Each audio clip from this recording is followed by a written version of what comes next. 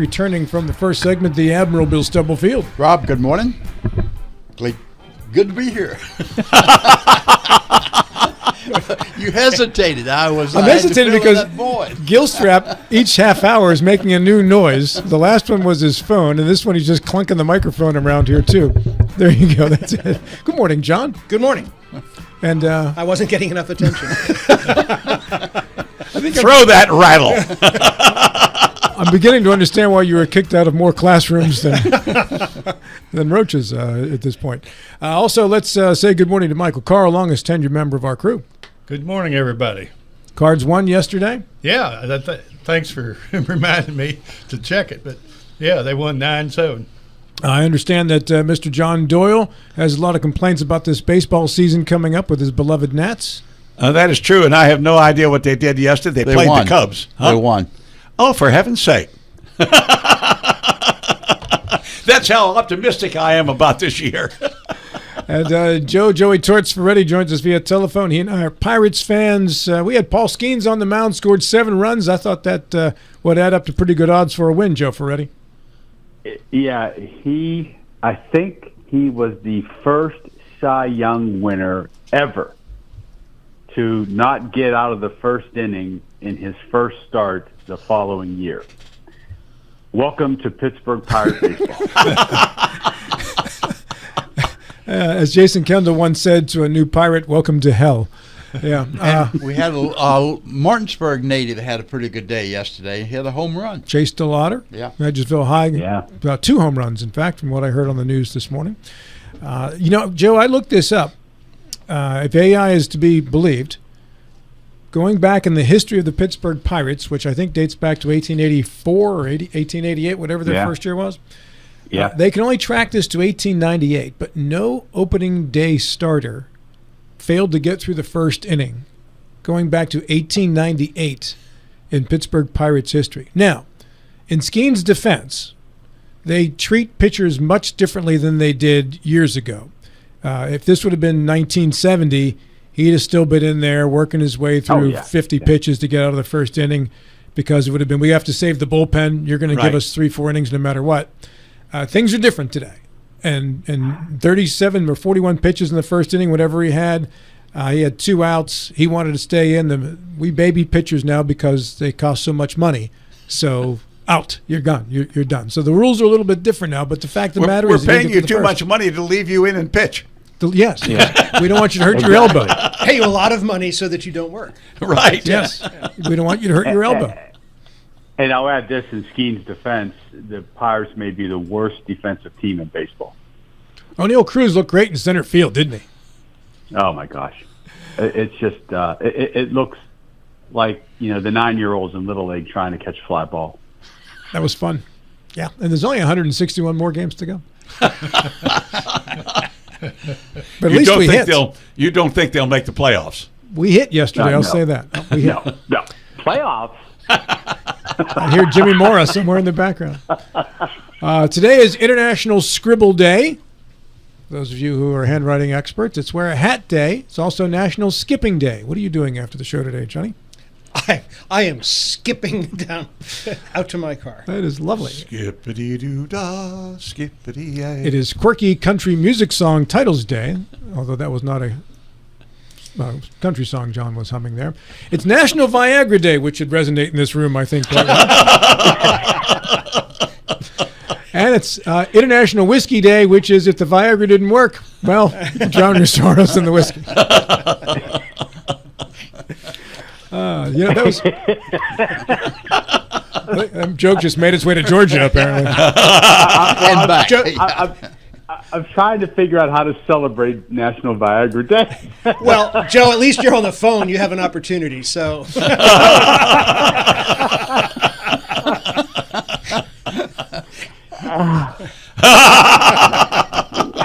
We have been censored.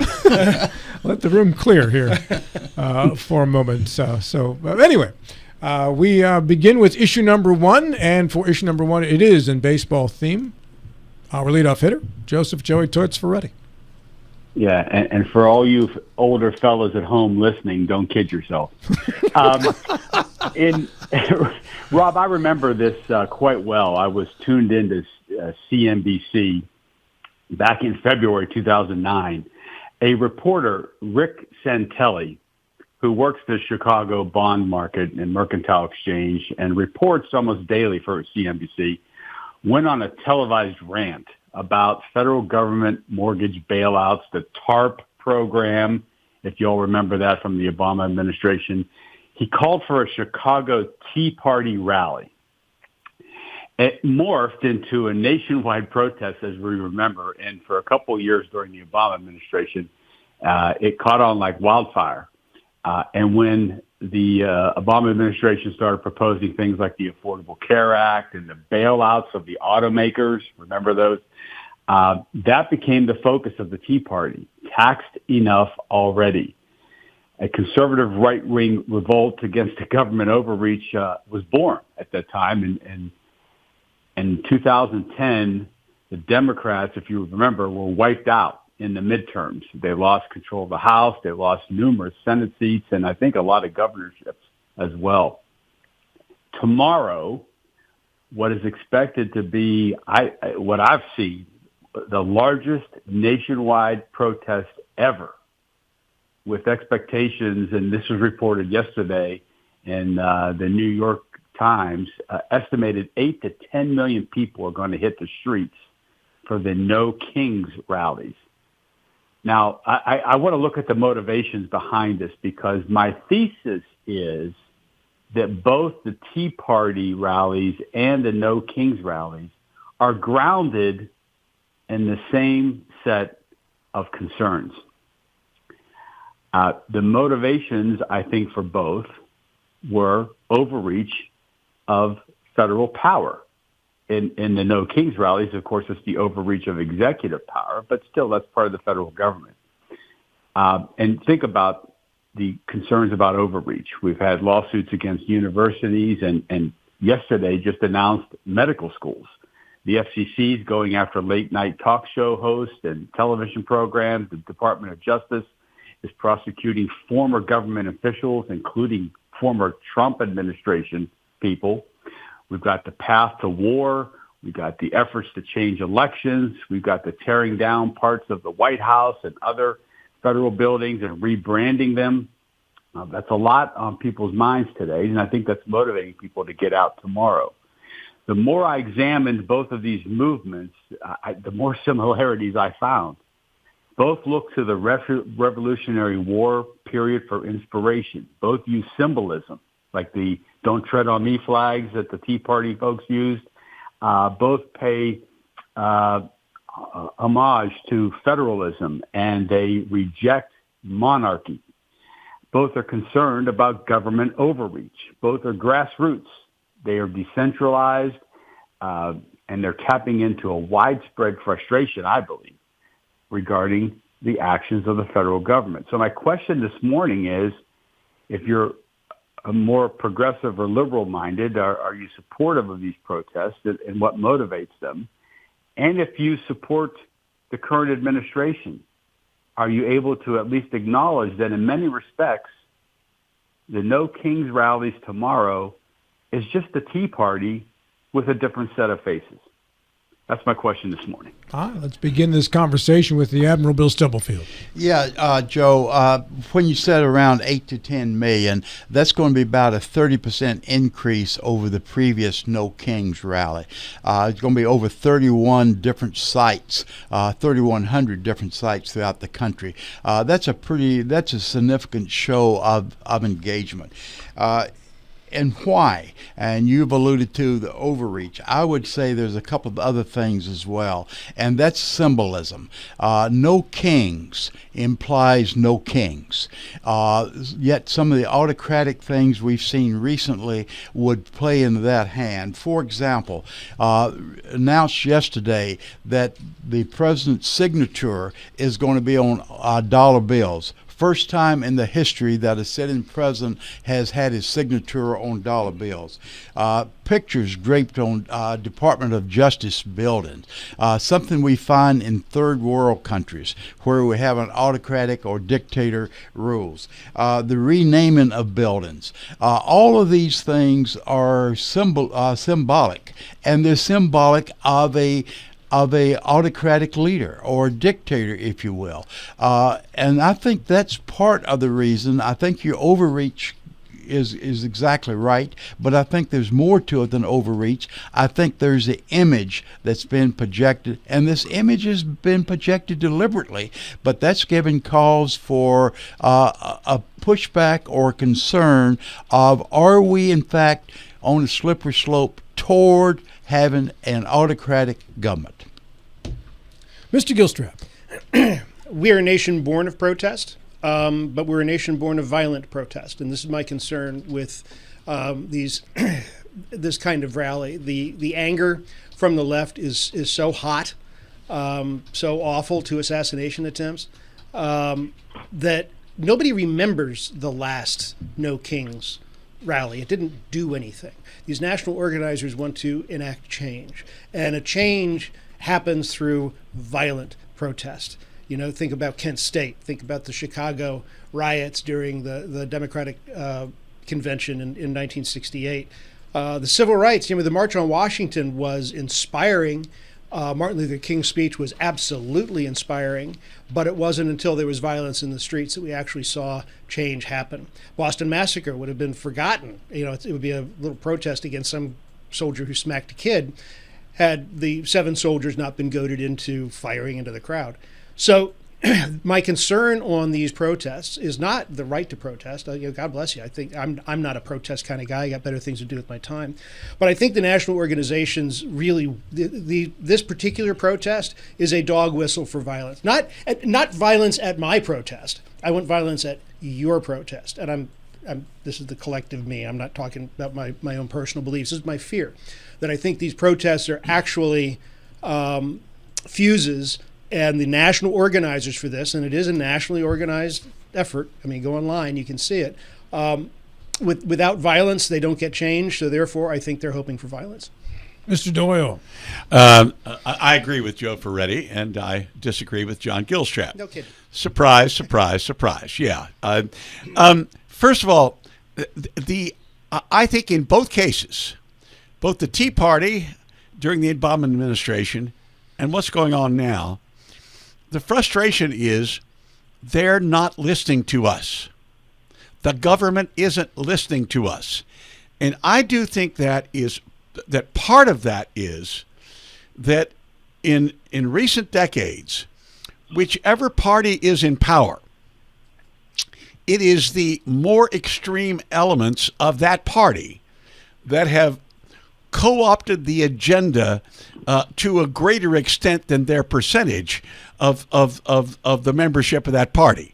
And I think we really, both parties need to have a sit-down moment and say, listen, when we take over now, we're gonna govern as close to the center as we can and still be true to our philosophy. I think in recent decades, neither party has done that. Now, I do disagree about violence. The last 2 No Kings protests have been very civil, and this one will be. But nothing changed. That's my point. Is that not that they have been violent in the past, but no. I was the last one. Sir Gilstrap, I was getting to that. Okay. In fact, there has been change. I think that what has happened in elections this year is very much a result of these No Kings protests. Not entirely that, but that has mobilized and motivated a whole lot of people to go out and say, I'm going to vote for change. So anyway. Mr. Carl. Well, first of all, I largely agree with Mr. Gilstrap's. With not a surprise, but the government has a function, but there's no question that in many ways, and both parties, at times go too far and go beyond the needs of that function. And so I'm generally favor, restrained government, but we need effective government at the same time. Go ahead, Bill. Yeah, John, go. You mentioned dog whistle. The last No Kings, it had 7 million people. That I don't think was portrayed as a dog whistle to violence. So there is no real expectation that this rally will be any different than the other one. And I think John Doyle was right, was saying that it had some impact. Something has made a change in all the elections we've had in the last year. There's been flipped from Republican to Democrat. Why is that? There's probably many reasons. One could be, as John Doyle suggested, that the No Kings rally, the pushback against what is viewed as an autocratic movement, is a contributor to these various elections. Go ahead, Joe. Well, I was going to say, in microcosm, isn't the Berkeley County reaction to House Bill 2014 and the development of the data centers being handled out of Charleston, isn't that also in the same vein in terms of the citizens' reaction to top-down management of their local affairs?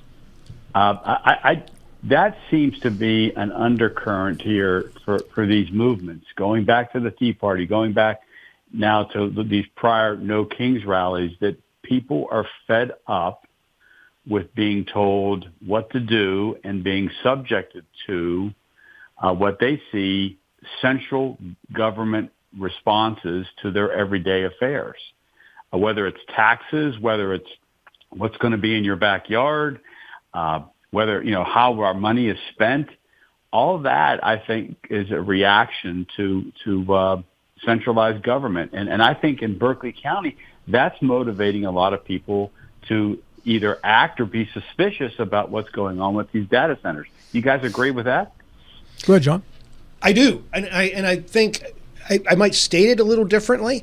I think people are tired of the imperial presidency and the imperial governor.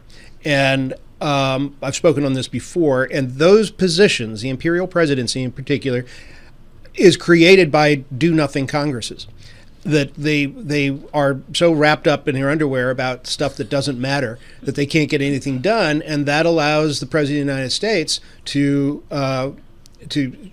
mandate by edict what's going to happen. In West Virginia, I think it's the same thing, this notion. I don't know if we're going to talk about this in somebody else's segment or not, because I don't want to blow it here, but the whole, with 2014, the issue, I'll speak for myself, I won't speak for others. I don't have a problem with the fact of data centers. I think people have a right to do with their property what they want to do with their property. That's not my problem. My problem is that y'all local government, keep your mouth shut, do what we tell you. And, the government that is responsible for the worst education, horrible roads, and the highest rates of truancy in America, we got this. Just trust us to do the right thing. So that's my frustration is the silencing of the people via not the president. Power is going to project power. It's the fact that our legislators at both the state level and at the federal level allow this to happen. And we continue to allow it to happen because anybody who steps out of line gets primaried, and the only people who vote in the primaries anymore are the zealots. So that's a problem. Yes. Interesting points just brought up by Mr. Gilstrap there. So, Let's go back. I want to ask you a couple questions, John, about some of the points you made in your opening, which was basically that change doesn't happen until there's a violent flashpoint. Yes. Right? That's our history. Are you talking about change in governments or change in policy? I'm not sure what the difference is there. Yeah. Well, hopefully policy. Are you effectively saying that because the No Kings movement didn't throw Donald Trump out of office one way or the other, it was a failure? No, I'm saying that it didn't achieve the goals. It was the first year. There's time for this. I'm just looking at the history of protest. Go to the Vietnam era, which is when I should have been protesting and didn't because I was in school. But the change happened when stuff started burning, not because teenagers and politicians were upset about the Vietnam War. It really changed when the National Guard shot all those folks at Kent State. Now all of a sudden, now that's where you get your symbols that you're talking about. Don't tread on me.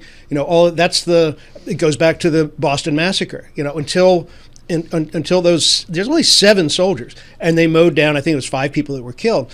But that's the trigger point. That's what they need. I think that's what why I do think, and I know, Bill, you're going to come out of your seat on this. I think that a lot of the Democratic leadership is thrilled that those people were shot in Minneapolis, because it has really changed the narrative on ICE.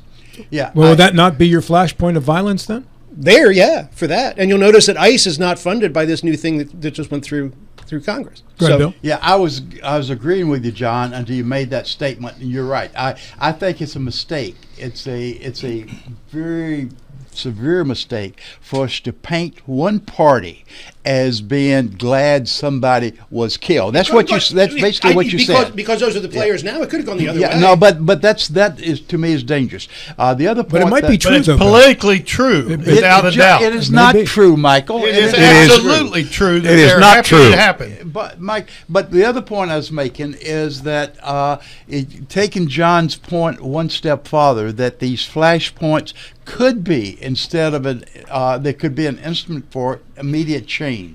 Hopefully, we never get to that point. That would mean we have really gone to a third world country where our government could be overthrown. I think Martin Luther King is a perfect example of making change, and I think he made change through peaceful means. There were some very small ancillary violence, but mostly it's peaceful. I see what we're seeing with No Kings is the same way. I do not see that we have moving toward violence, and I really, really take exception to the Minneapolis comparison. I think John, in defense of Mr. Gilstrap, he probably doesn't need me to defend him. He could hire Roger Henshaw to do that. He can afford Roger. But in defense of what John is saying, when you get into these behind-the-scenes operatives, what's the saying? Never let a crisis get wasted, right? For sure. If you're talking about the people that influence those who make decisions, I think without a doubt, you look at a situation like that and you say, listen, we can play this to our advantage, and here's how. I think that goes on all the time. I don't think that's out of the question to mention that as a fair point at all. Go ahead, John Doyle. To the extent, now I disagree with John Gilstrap that it was violence that caused it, but I'll go this far. If it is true, to the extent that it is true, in the examples he gave, many of these examples were violence by law enforcement authorities on the protesters. The Boston Massacre, the Edmund Pettus Bridge, all of that, and the kind of violence that caused the country to say, wait a minute, these protesters didn't cause this. They were trying to be peaceful. You're making my point. Okay. Now, You're making my point. You actually are making his point, yes. Yeah, okay. I don't know a single Democrat who's happy about the 2 people who were killed in Minneapolis. I just don't. That wasn't John's point, though. No, that's what his point is the people behind the scenes who drive these things are the ones who say, let's take advantage of it. Nobody threw them out there to get shot. Yeah, that is what I said, Bill. Nobody put them out there to be shot. What happened is they got shot, and it's like, okay, this is it. We got it. This is what we need. It's like January 6th. It was unforced error, right? But it became the rallying cry, and it became, it didn't work as a campaign. But hey, final minute, Joe, comes back to you. Well, I think to their credit, the Tea Party protesters, that was fairly benign in terms of any kind of violence or interactions with the police. I think they did a wonderful job of getting their message across. And the Republican Party co-opted them to the point where the 2010 midterm elections happened. I think that's probably the long game here for the Democrats, is that there's always going to be people on the fringe that create problems, but by and large, these protests are geared to motivate folks to get out there and to give them a reason to vote this coming midterm election season. Got to jump in here. That's what's going to happen. Thank you, Joe. Good leadoff segment. Okay. We are back with issue number 2. The Admiral's on the clock after this. This is Talk Radio, WNR Martinsburg. Joe, since David Valente isn't here, you have to take up the slack. And I'll be glad to do so. Our office is located at 201 East John Street in downtown Martinsburg. You can stop by or call us if you have any questions regarding perhaps ethics rules for state legislators, or if you've been injured due to someone else's negligence. You can contact us at 304-264-8505 or visit us on the web at wvjusticelawyers.com. Good stuff there, and appreciate you, Mr. Ferretti, there. It was on this date in 1912, First Lady Helen Taft and the Viscountess Chinda, wife of the Japanese ambassador, plant 2 Yoshino cherry trees on the northern bank of the Potomac River, the origin of the National Cherry Blossom Festival. And in 1915, at the other end of the spectrum, Typhoid Mary, the first healthy carrier of disease ever identified in the country, is put in quarantine for the second time. She would remain in quarantine for the rest of her life. Did she live like a month, or was it? Several years. Yeah. I don't know, but here's my point. If your name is Typhoid Mary, you have to expect that you're going to have an infectious disease. Of the Greater Mary family. Yeah. Your parents name you Typhoid, you got problems. Have you ever gone down to the Tidal Basin for the Cherry Blossom Festival? Yes. It's a human stew. There are more. You can't move. You can't park. It's beautiful, but it's amazing. And yet there are other places in D.C. less well known that have even more spectacular cherry blossom in some of the in some of the neighborhoods. Yeah, the last time I was there was I don't know, within the last 10 years. We didn't go the day of the festival. We went when it was close enough that you could still see. We parked around the Tidal Basin, and it was very nice. But then the wind comes and knocks a bunch of the blossoms. They disappear overnight. Yeah, I got a cherry tree in my front yard, and the first windy day, those babies check out quick. Around the room, that was the voice of John Gilstrap, New York Times best-selling author. He's guzzling coffee right now. Also, this is our longest tenured member of our crew, Mr. Michael Call. Good morning to you. Good morning, everybody. John Doyle, good morning to you, sir. Coffee drinker as well, Mr. Ferretti by phone. Good morning. And with issue number 2, the Admiral Bill Stubblefield. You know, Rob, it's tough to follow Joe Ferretti. He knocks home runs. I generally hope I don't strike out. That's fair. If I get a single after Joe Ferretti's home run, I'm happy. But if you do strike out, but remember, this is National Viagra Day, so yes, that's right. Take a second swing. And also, I take some solace in the fact that you folks will not remind me that I've struck out. You're kind people indeed. So, yeah. Hey, if you have to have your head in the sand, not to realize the pushback we're seeing in Berkeley County with a data center for a lot of reasons. The Spring Mills town hall meeting was full, 700 people plus there. There's going to be another town hall meeting within the Stubblefield Institute in Shepherdstown this coming Tuesday on John Doyle's birthday. That's sold out. All the tickets are gone.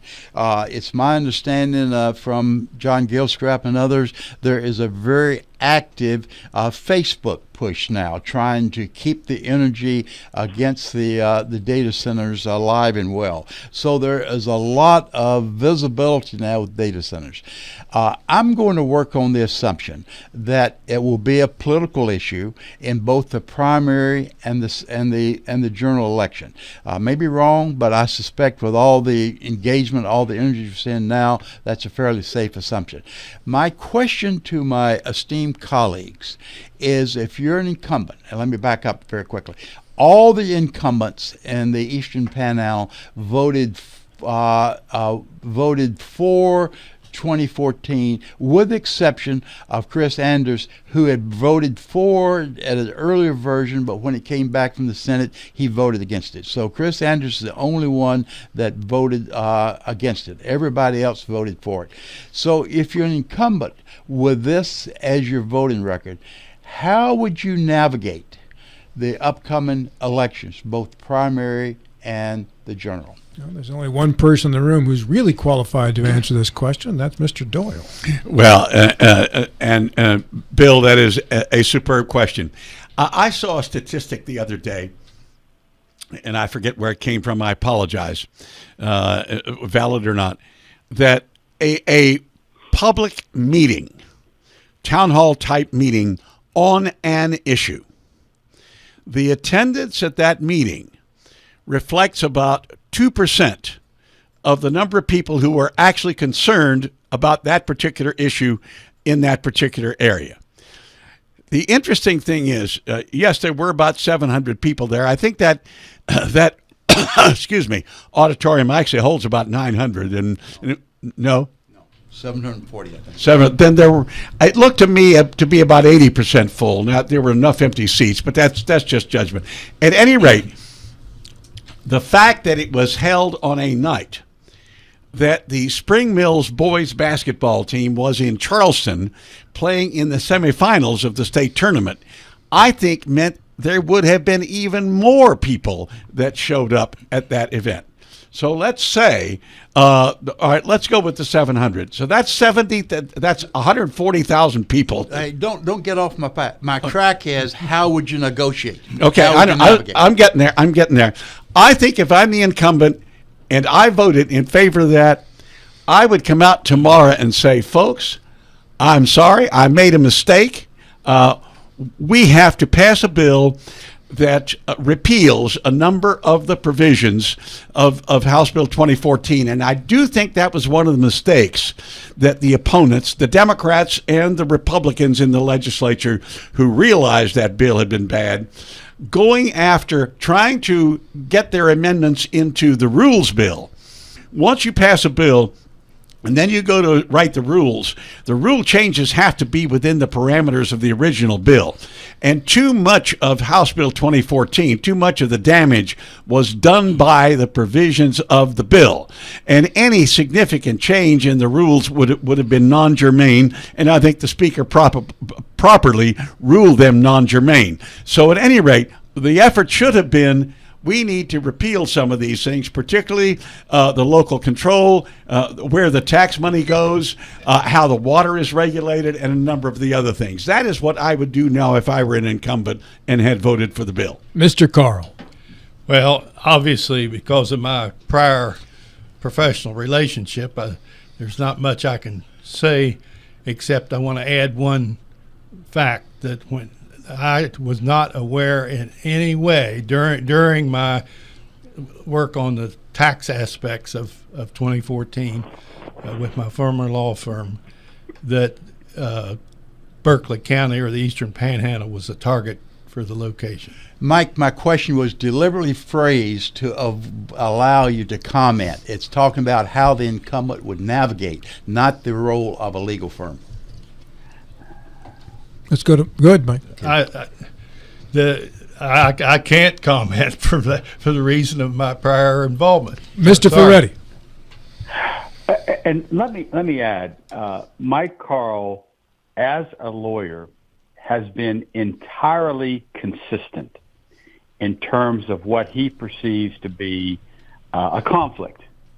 And I would hope that other lawyers would recognize that consistency throughout their practicing as a lawyer and whatever other job they're doing. Just my comment.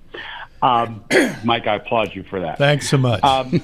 If you read between the lines, you might not be thanking him as much as you think you are. Well, how to pitch this? I would try to get real with my voters, Bill. I think what the state did was a recognition that we weren't getting data centers built in West Virginia. Virginia was. Other states were. And we were getting left behind.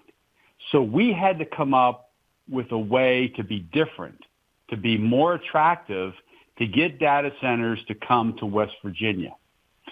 So we had to do something that would grease the skids a little bit and think that West Virginia is fertile ground. So we did that. We come up with a scheme that is still going to be regulated.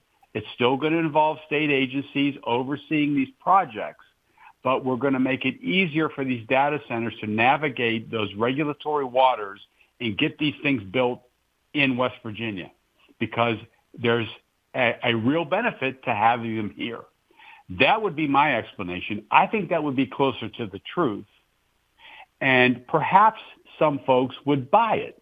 Now, that said, rather than these poor county commissioners having to have these town halls where they're getting ripped to shreds and getting accused of all sorts of nefarious things, I think it's incumbent on the state legislators to have these town halls to give those explanations and to hear the questions and answer them, because those are the folks who are most responsible for the current state of affairs.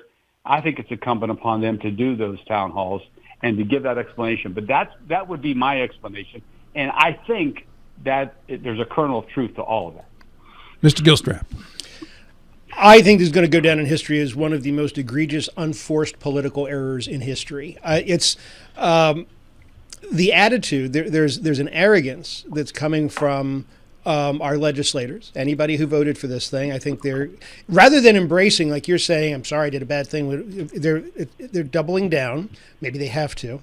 I don't think in Berkeley County, for example, I don't think that they were expecting to have to deal with, NIMBY, not in my backyard. And it's, I don't know that it's a coincidence that the governor dropped his $4 billion bomb like after anybody could register to run against the incumbents. I don't know if that was part of the calculus in this or not. But there's no really, I don't see an effective defense for local legislators, because they have to deal with the fact that they got this behemoth that's in Berkeley County. And then where else in Berkeley County? Maybe it's just going to be the Bennington District and Tuscarora, those areas that are really close. Maybe the others don't care. But I don't think that there's a way for them to form an argument that will defuse the issue in the minds of people who are angry about this. And they're not angry, I won't say they. I am not angry, I think I said it before, I'm not angry about the fact of the data center. I'm angry about the fact that this was kind of sneaked in under the cover of night, and there's no local control. They can be as tall as it wants, you can be loud as it wants, or whatever. There's a delegate who sent me a video, it's not my delegate, but sent me a video of this is how quiet a data center is. Well, it's from Loudoun County, and it's against the side of a road with traffic going back and forth. And I sent back a video of my backyard with the birds and the silence. This is what you're competing against. And I don't know that there's a way for them to put the genie back in the bottle. Back to you, Mr. Stubblefield. Yeah, my question was prompted in large part by Wayne Clark's interview a couple of days ago. My perception was Wayne was just doubling down. He did not address the question of what should have been done or what he would do now. He was doubling down with talking points from the governor. Joe Ferretti, I was not really anticipating Joe's response as well. I don't think I would double down. I would try to push the envelope and said, yeah, we did not understand the whole issue. This is what I would like to try to do, and I'll try to push to make needed modifications, such as buffers around the data centers. We know they're coming in. We have to accept that. We also could make the argument they're a lot better. They're better than thousands and thousands of homes. That would be the alternative. So I think there are things you could say. I do not agree that doubling down is the approach I would take if I was an incumbent. All right, on to issue number 3, Mr. Gilstrap. All right, I want to switch to a debate that's going on. Apparently one of the litmus tests of whether or not you're a Republican or a rhino is whether or not you want to suspend the filibuster. A true Republican apparently wants to suspend the filibuster in the Senate, and a rhino does not. I don't understand the logic here. The Senate is designed to be to protect against the tyranny of the majority, right? It's to pump the brakes. You've got to have more than just a simple majority to get things done. And I don't understand for the Republicans who are proposing and supporting the suspension of the filibuster, they're forgetting that the reason it broke to our benefit, but the reason there's a 6-3 court right now is because Harry Reid suspended the filibuster to get through a couple of judgeships that nobody even remembers anymore. But they called it the nuclear option at the time, and it is a nuclear option to destroy the debate society that is supposed to act slowly and deliberately and not like children, as they do now, to destroy that for the future, for immediate gain, I think is silly. Here's the argument. Well, the Democrats are going to do it when they come in. Well, that was the argument last time, and they didn't. Now, Sinema and Manchin are gone now, so maybe the temperate voices have gone away. I'm talking about after. I'm assuming that the Democrats are going to sweep. But if they take over the Senate and then they do away with the filibuster, well, they're going to get everything they wanted. We didn't get anything we wanted. It's such a childish argument. I think people should be taking the long view on this. So my question to the panel is, what do y'all think? Mr. Carl, should they suspend the filibuster? The filibuster has no constitutional basis expressly, and therefore it cannot be used to prevent constitutional lawmaking as the system calls for, as the Constitution calls for, the way the process is supposed to happen. So I've always opposed the filibuster rule, regardless of which party's running things. So do away with the filibuster. Yes. All right. Mr. Ferretti, fellow attorney. Yeah, well, Mike Carl's correct. Under the Constitution, there's only, I think there's 4 or 5 things that require a supermajority of a vote by the Senate, ratifying treaties and impeachment and things like that, overriding a veto.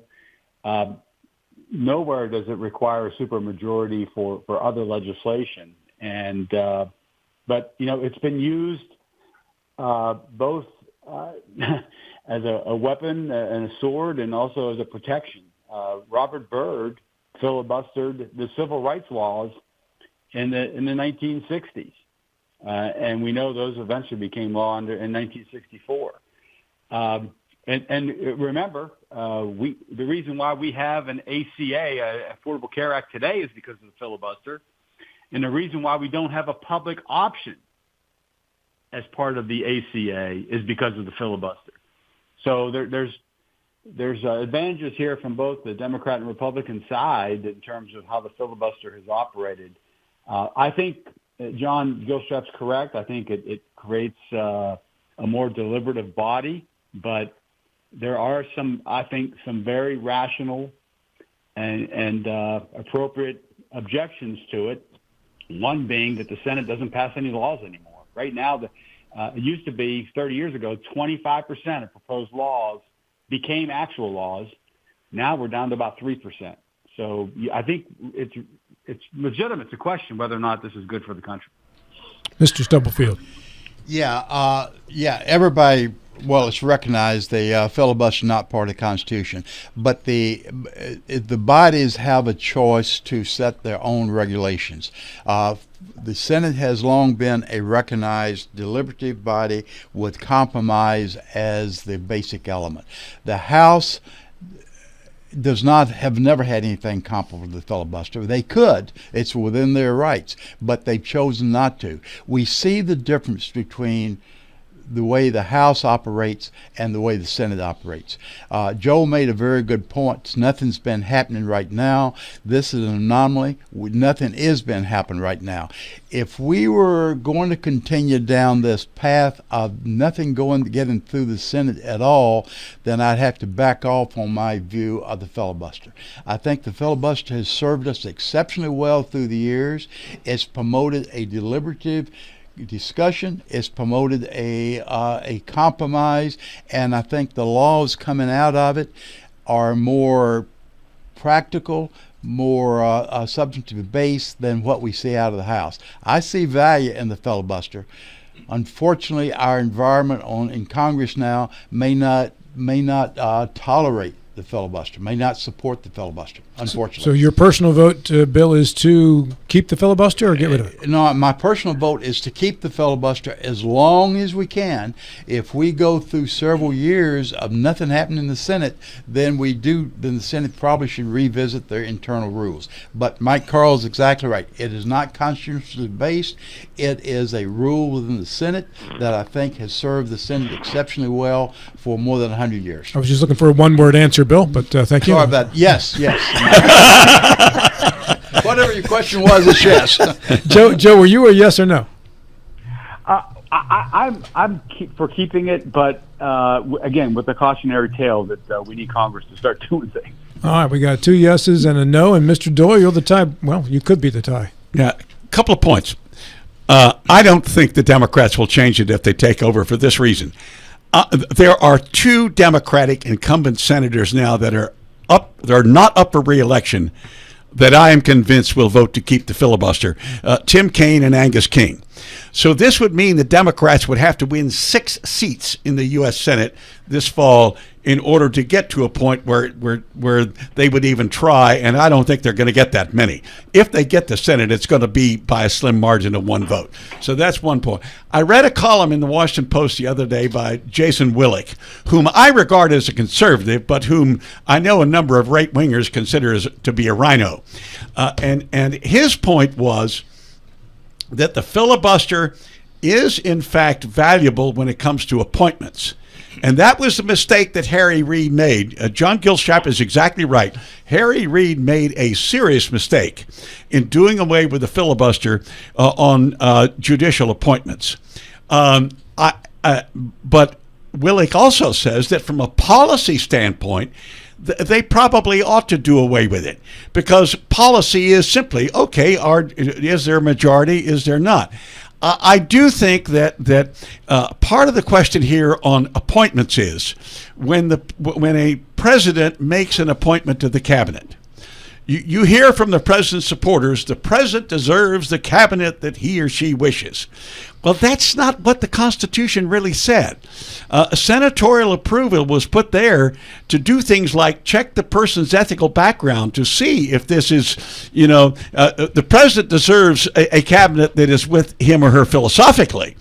But it also, according to the Constitution, should have a cabinet of ethical people. And so this gives the Senate the constitutional authority to stick in and say, do you fit here, George? In particular, with the 25th Amendment, where it is the cabinet that is to decide whether or not an incumbent president is mentally up to the job. You don't want people who are only lackeys of that president. And I would submit the current president and the previous one, both situations, argue for having a cabinet that is at least independent enough that they can say, hey, he's off the rails, folks. We got to do something. So there. That's just my view on that. I agree with Willick. Keep it bring it back for appointments. Do away with it for policy. Mr. Gilstrap, back to you. I'm assuming you're for keeping the filibuster. I am for keeping the filibuster. Excuse me, and that's simply because it's a relief valve. You don't want to have if it's a 51-49. Well, got to get one more because vice president. But it's such a divided nation, and if you have a strict party line vote that has real implications, national gun control, national abortion rights, Republicans have to think in the long term here of what can come from both bodies in the Capitol operating on simple majorities. I think that it's a recipe for disaster. Maybe maybe you don't need 60 for cloture. Maybe you need 55. Maybe you need to have just 2 votes from the minority party.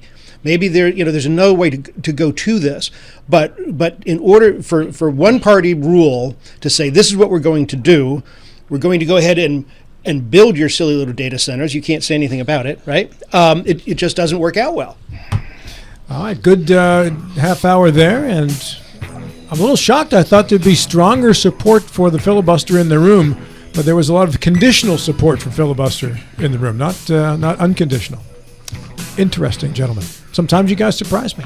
Because the Constitution requires supermajority votes for certain items, having the filibuster for other items is unconstitutional. Interesting interpretation there, Mr. Carl. Welcome back. Our Friday 5 panel via telephone. Joseph, Joey Tots for ready. Joe, thank you for joining us. Good morning. New York Times bestselling author, Mr. John Gilstrap. Good. You just want one-word answers, so I just thought I'd go with good. Finally, someone who gets brevity. Longest tenured member of our crew, Mr. Michael Carl. Good morning. The Admiral Bill Stubblefield. Good morning. And with that makes sense. With issue number 4, Mr. John Doyle. Morning. This week, there were 2 trial court decisions involving what a whole lot of people call big tech. That's folks like Amazon and Google and particularly Meta, which has Facebook and Instagram and probably one or two others. I'm not really knowledgeable on all this stuff. And in fact, one of those two also had one of the other companies. I forget which one. But in both cases, the court said, you clearly do not have strong enough or clear enough guidelines to protect consumers, particularly to protect children. And in each case, Mark Zuckerberg, owner of Meta, said, oh, that's not true. We do everything we can to protect children. And he said, we'll appeal.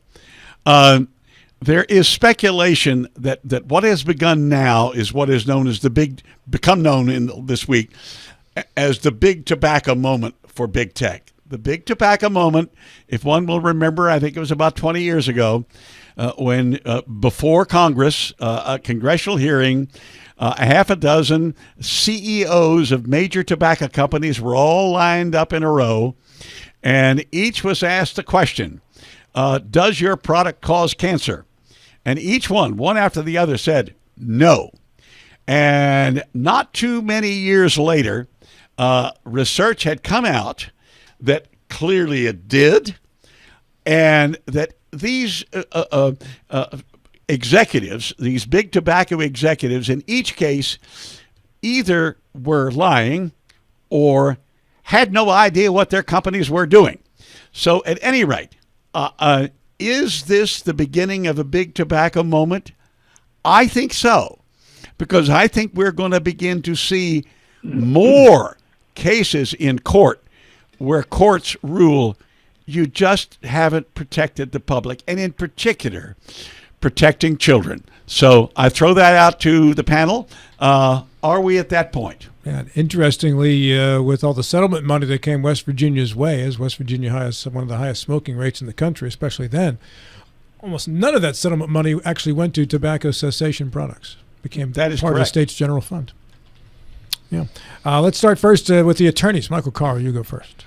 Well, I think there's the existence of problems, and there's no question we're talking about problems, does not inherently enable the Congress to fix them.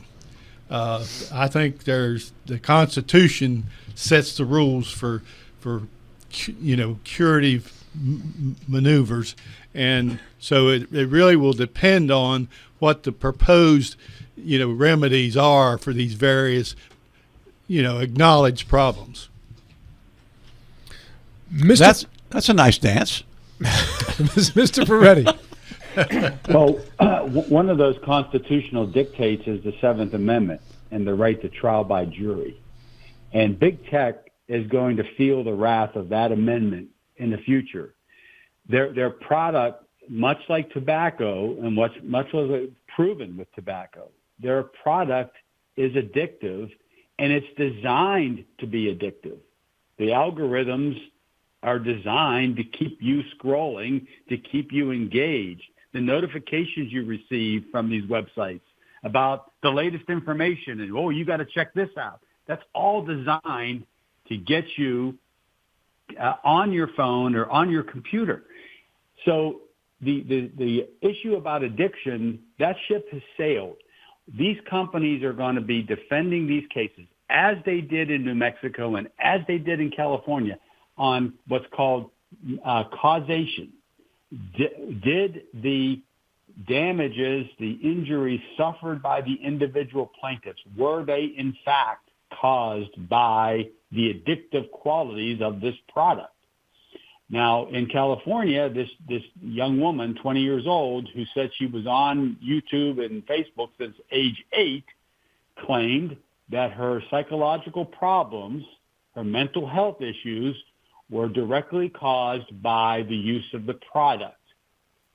The defense was, no, you had other issues, you had family issues, and relationship issues. Those caused your problems. It was a subject of scientific testimony. Doctors and psychologists come in and testified, and the jury believed that the addictive qualities of the social media sites were what caused that lady's problems. Bingo, you get a verdict. That's going to be the central issue in all these cases going forward. Did they, in fact, lead to and cause the harm claimed by these individual users? Mr. Gilstrap. Yeah, it is addictive. It's designed to be addictive. So is television. And this is really difficult for me because I am a First Amendment purist, really across the board. And I don't know, once we start regulating, however we would do that, the content of these social media sites, how is that not the same as regulating, saying that alcohol causes alcoholism? It doesn't. There's a nexus in there. Without alcohol, you don't have alcoholism, but the bottle that sits on the counter does not cause alcoholism. If I were to shoot somebody, I mean this is case law too. People have tried to sue gun manufacturers under product liability because their gun killed somebody, and the ruling has always been, no, the gun did exactly what it was designed to do. It's a fine product. It's the guy who pulled the trigger that killed. So I don't know where you can possibly draw the line here. You know, when does this, okay, fine. Well, you can't, people spend too much time on a Democrat website or a Republican website, so therefore you can only visit political pages for so long. You know, the addiction is not, we're not talking necessarily about prurient things. It's not all porn and, you know, whatever. It's baby goats in pajamas, right? And the slippery slope of trying to regulate this content really concerns me. And I don't think it's big tobacco. Big tobacco was, cancer's a thing. It's physiological. It's metabolic. You can say, oh, wow, that's cancer and it was caused by this. To say, you know, which of the videos that I watch endlessly is the one that was the tipping point that addicted me. I just see it as a horrifically complicated thing. Yeah, I think John Doyle was correct in making the analogy between big tobacco and what we're seeing today with social media. There's several parallels. One, Congress got involved with a lot of hearings with big tobacco. They came out with nothing. They never made any regulatory points. With social media, Congress has had several hearings. The result is nothing. They have not made any regulations. In the case of big tobacco, it came to the courts. And what we're seeing now with the social media, it's now coming to the courts. I think the dam is broken. John mentioned one court case, or actually two court cases on successive days. One $1 million, the other one well over $300 million judgment against Meta. So I think it's going to become a court issue, and as Mike Carl pointed out, a constitutional amendment. And I'm going to be curious to see how the court wades in between First Amendment rights and damage is being done.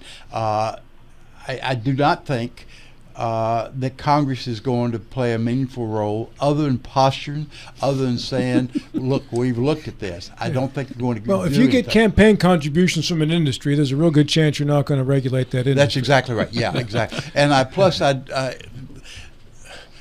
going back to the point we had earlier, without a filibuster, when we have to come up with a 60% for closure, we're not going to get that. So you can do all the posturing you want to, but it's not going to be a meaningful product. So it's coming to the courts. I got a couple questions here on this. Was the girl a minor? 21 years old. old. When the case was started? Or 20 to 21 years old. Okay. Now, that's when the court case. I don't know what age she was when she started. I think she was like 13 when she started. Yeah. Okay. Yeah, so the First Amendment apply completely the same to a 13-year-old that it does to an adult? Freedom of speech show. I think so. Attorneys on the panel here? I believe so, yes. No, Joe? you're talking about First Amendment for the social media companies? Yes. Yeah, well, what applies is, remember, there's that Section 230 out there, which is part of the Communications Decency Act of 1996, by the way.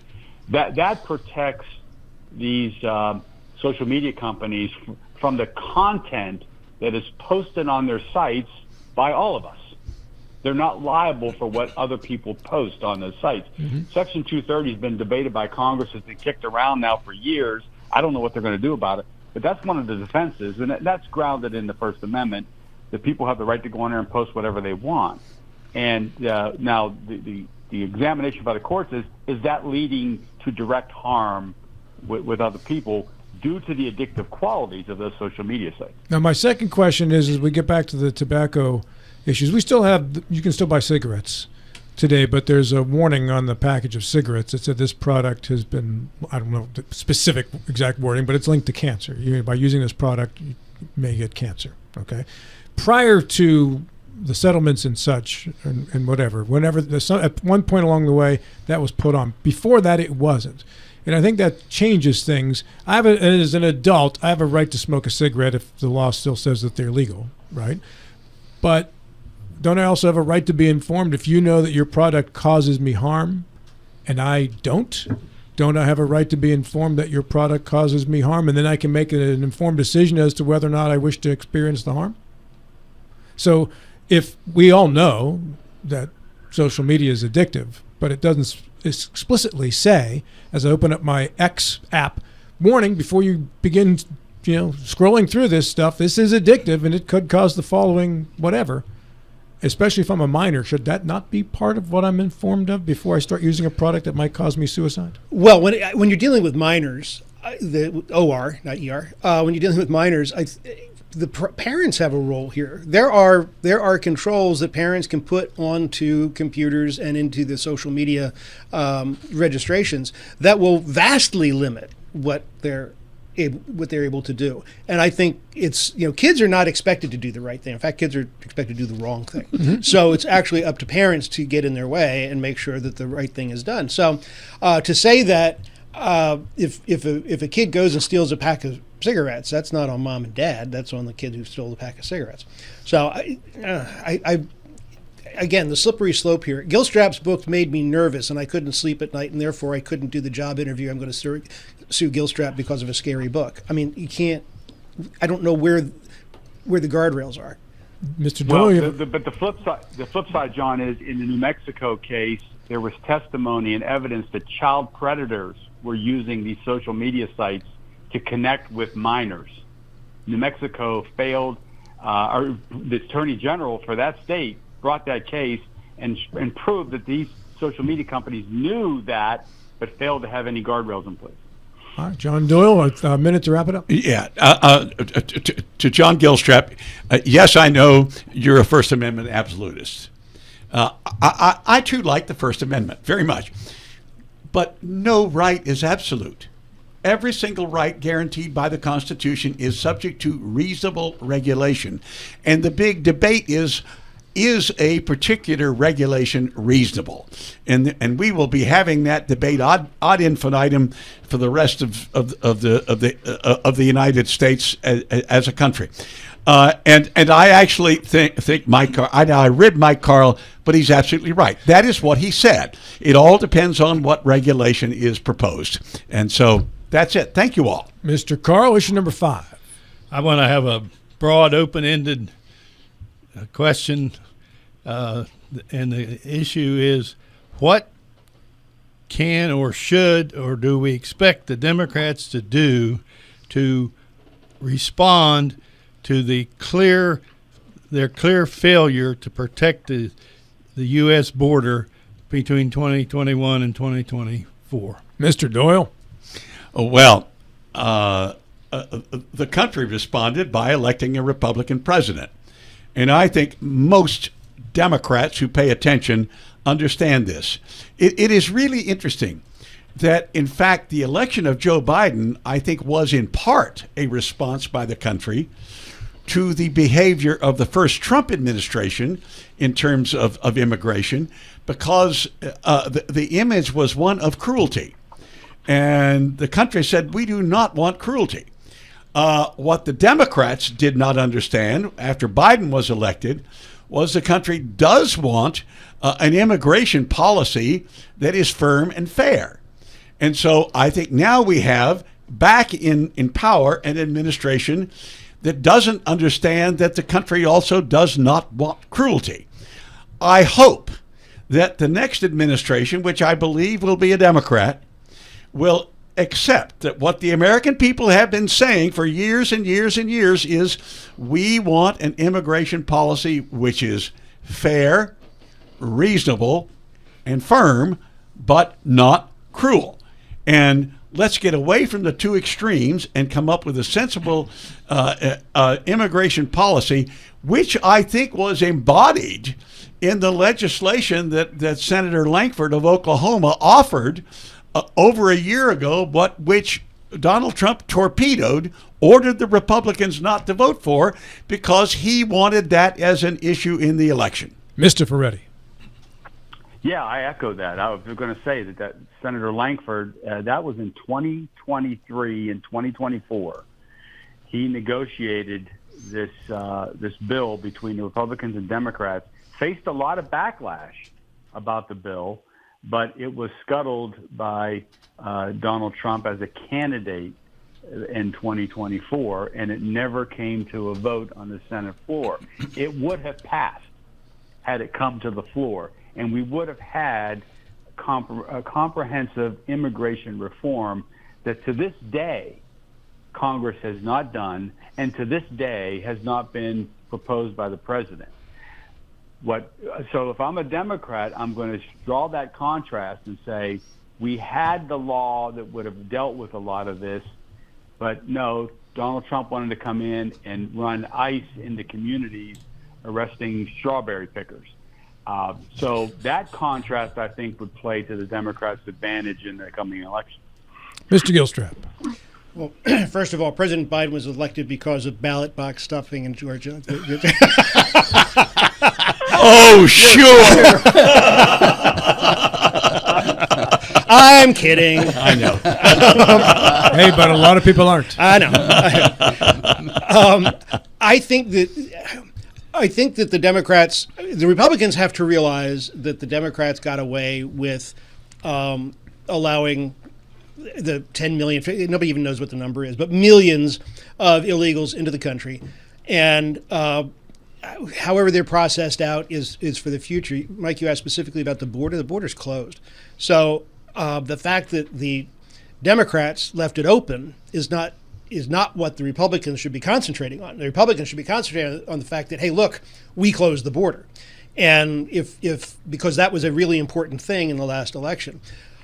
As far as incoming administrations, I am limitless in my belief that any incoming administration, their ability to misread the pulse of the public. And there's always going to be an overreaction one way or the other. And I don't know, they're going to tear down the wall that was just built when it comes in and let it rust again so that the next president come in and rebuild the wall that was, I don't know. But I think to answer your question specifically, I think the Republican strategy should not be, look what they let in. That was a long time ago. It should be, look what we fixed. Mr. Stubblefield. Yeah, I do not think the Democrats are going to open the border like they did under the Biden.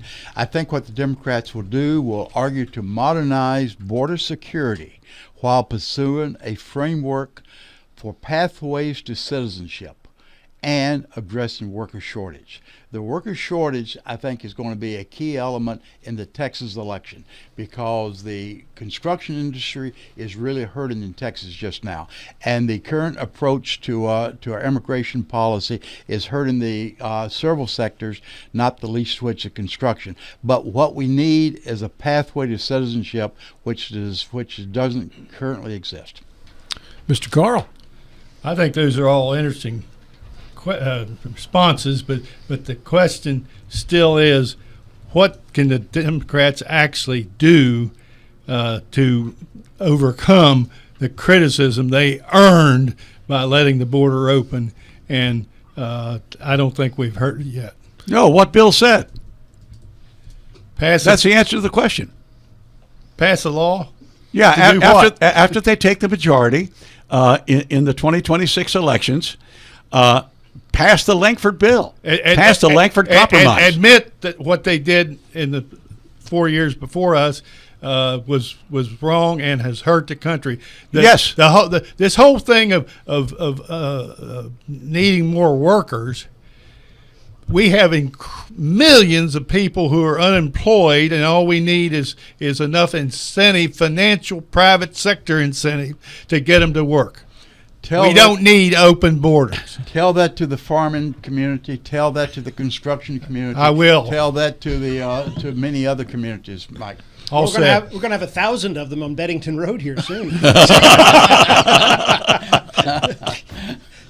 On that note, Mr. Gilstrap, Mr. Freddie's nod of consent there. We get ready for final thoughts. 8 seconds apiece. Out of the break, as they say in Canada. Final thoughts, 8 seconds apiece. Joe Ferretti, go. Rob, just so you don't forget, for your candidates forum, make sure your panelists ask about data centers. I got a note of that. Mr. Doyle. I agree. Mr. Stubblefield. If you're a political junkie, the next 8 or 9 months are going to be a lot of fun. Mr. Carl. As a St. Louis Cardinals fan for 3/4 of a century, go Cardinals. Mr. Gilstrap, you have time today. Mystery solved. The chicken crossed the road to show the squirrel that it was possible. Not the squirrels I've been seeing on the road. Or the deer. Maybe I should instruct the deer. That's the most profound statement I've ever heard you say, John. That's exactly right. Dave Ramsey Show is next. This is Talk Radio, WRR Martinsburg and TV 10. Have a great weekend. We'll talk again in 70 short hours.